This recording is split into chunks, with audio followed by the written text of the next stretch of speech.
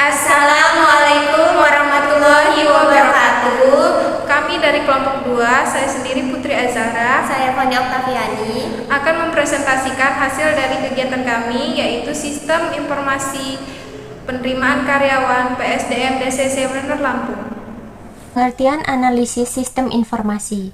Analisa dan perancangan sistem informasi atau APSI merupakan suatu proses penguraian suatu pokok dan menyelidiki keadaan yang sebenarnya dalam sebuah entitas atau guna mencari indikasi komponen dan unsur-unsur penting dalam membangun sebuah sistem informasi. Pengertian PSDM. PSDM Center ini adalah sistem informasi sumber daya manusia untuk memonitoring kinerja dan kedisiplinan karyawan.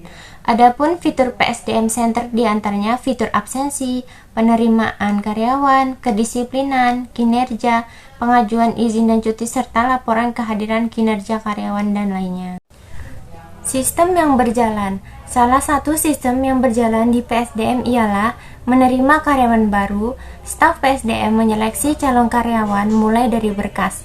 Di dalam tahap analisa ini sangat berguna untuk menentukan langkah-langkah yang akan diambil untuk mencari solusi dari permasalahan yang ada dengan cara mengetahui gambaran sistem penerimaan karyawan baru. Prosedur karyawan baru. Melamar pekerjaan karyawan DCC. 1. Saat calon karyawan ingin melamar, maka calon karyawan menyiapkan berkas lamaran. 2. Kemudian berkas lamaran diberikan kepada staf. 3. Kemudian berkas lamaran dinilai oleh pihak PSDM. 4. Staf PSDM mewawancarai calon karyawan dan memberikan formulir kepada calon karyawan apabila sudah memenuhi kriteria. Yang kelima, calon karyawan mengisi formulir jika sudah calon karyawan memberikan formulir ke staf PSDM. Yang keenam, staf PSDM memasukkan data calon karyawan ke data kehadiran karyawan DCC. Yang ketujuh, setiap akhir bulan staf PSDM membuat laporan data karyawan dan diberikan ke bagian keuangan. Berikut ada input data pelamar. Isinya ada ID pelamar, nama, tempat tanggal lahir, alamat, jenis kelamin, nomor HP, pendidikan, IPK, nomor KTP. Ini ada diagram mapping chartnya, dimulai dari start pelamar sampai dengan ke bagian keuangan diarsip dengan simbol segitiga. Lalu di sini ada data flow diagram. Seperti ini rancangannya. Dan di sini ada rancangan normalisasinya.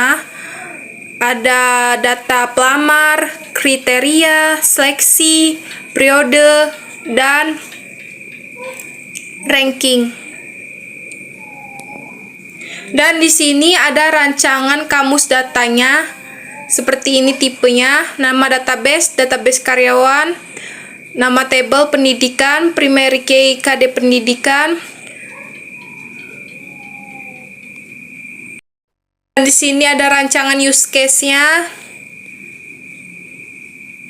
Ada si pelamar dan staf PSDM-nya. Di sini ada activity diagram, dimulai di start dari pelamar sampai dengan ditutup oleh sistem. Dan yang terakhir ada kelas diagram. Di kelas diagram terdapat file pelamar, periode, login, kriteria, seleksi, dan ranking.